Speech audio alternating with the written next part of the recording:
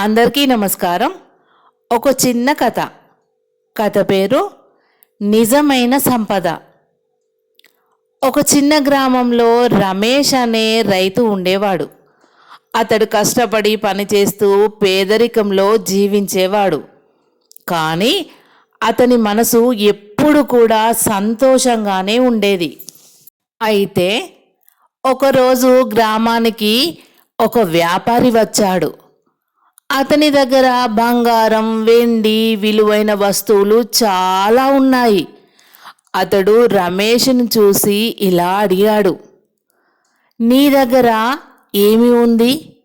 ఇంత సంతోషంగా ఎందుకు ఉన్నావు అని.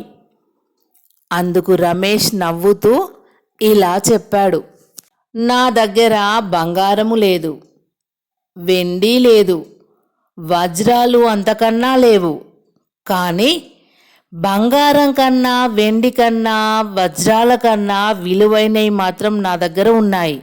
అవి నా కుటుంబం మీద ఉన్న ప్రేమ, కష్టపడి సంపాదించిన ఆహారం, ప్రశాంతకరమైనటువంటి నిద్ర అని రమేష్ చెప్పాడు. వ్యాపారి కొద్దిసేపు మౌనంగా ఆలోచించి, నిజమే, నేను బంగారం కలిగి ఉన్నాను, కానీ ప్రశాంతత, నిద్ర అనేవి లేవు.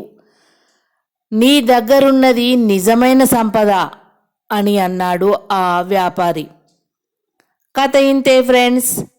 ఈ కథలోని నీతి ఏంటంటే, అసలైన సంపద ఏంటంటే మన మనసులోని సంతోషం, ప్రశాంతత, ఇంకా కుటుంబం మీద ఉన్న ప్రేమ, ఆప్యాయత. Thank you friends. Like, share and subscribe friends.